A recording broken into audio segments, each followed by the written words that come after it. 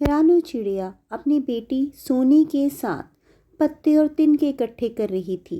तभी उसकी बेटी बोली, माँ देखो सब कैसे एंजॉय कर रहे हैं। जंगल में बारिश का मौसम है। सब बरसात के पानी में किश्तियाँ चलाने की बात कर रहे हैं और हम यहाँ पे तिनके और पत्ते इकट्ठे कर रहे हैं। क्यों माँ? मुझे भी खेलना है उन बच्चों के साथ। प्लीज मुझे जाने दो ना।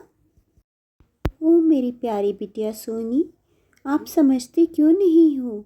मेहनत करके अगर हम आज अपने घोंसले को पक्का कर लेंगे तो कल बरसात होने पर हमें सर्दी खांसी और बुखार नहीं होगा।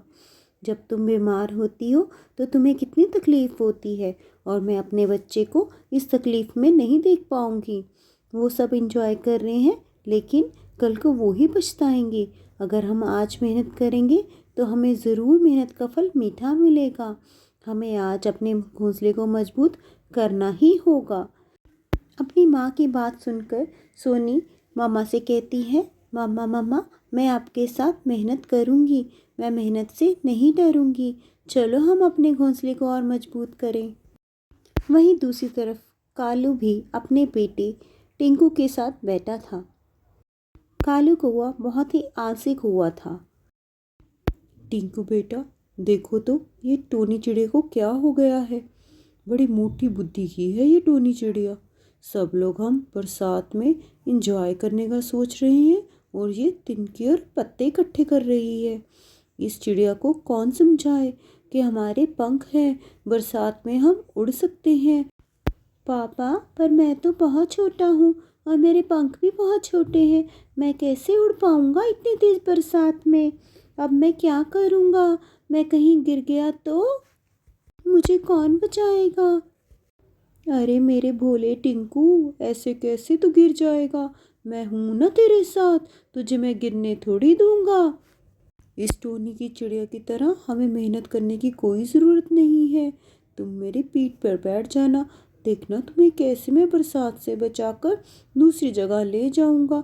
तुम बस आराम करो और इस टोनी चिड़िया को मेहनत करने दो। हम बरसात के मज़े भी लेंगे और मेहनत भी नहीं करेंगे। मज़ा तो तब आएगा जब हम उड़ उड़ कर इधर उधर घूमेंगे और टोनी चिड़िया हमें देखकर जेलस हो गई।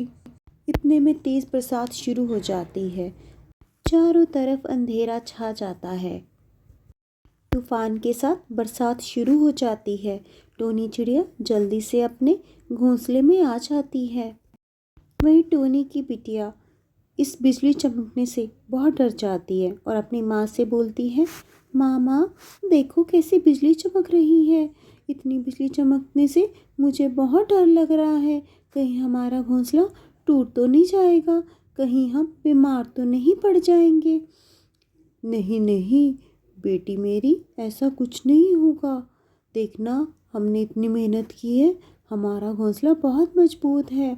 हमें डरने की कोई ज़रूरत नहीं है। हम बिल्कुल सेफ रहेंगे। तूफान जितना भी तेज़ हो तो मेरे पे भरोसा रखो। ये हमारे घोंसले को कुछ नहीं होगा। हमारा घोंसला नहीं टूटेगा। वहीं दूसरी तरफ कालू उड़ने का सोच रहा होता है लेकिन वो उड़ नहीं पाता क्योंकि बरसात बहुत तेज़ होती है। अरे यार अब मैं क्या करूं?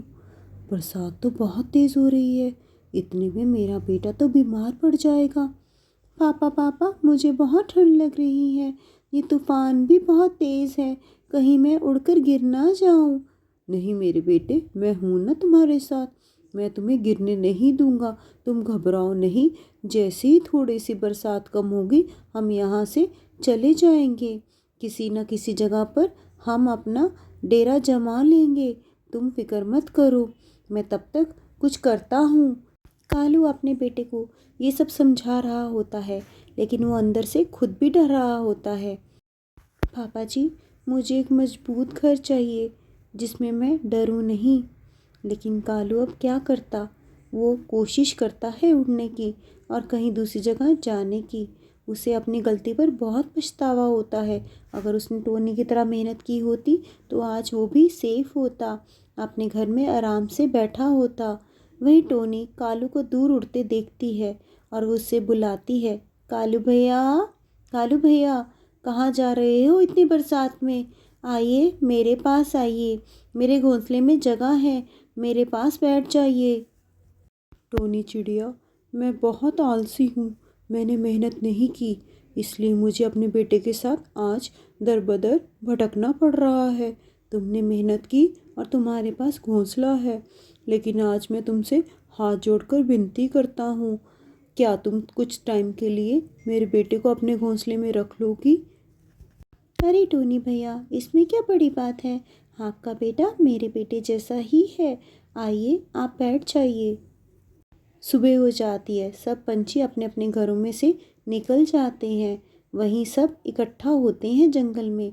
कालू टोनी का शुक्रिया अदा करता है और वो कसम खाता है वो भी अब से मेहनत करेगा और अपने बच्चे की अच्छी परवरिश करेगा। तो दोस्तों, कैसी लगी आपको ये कहानी?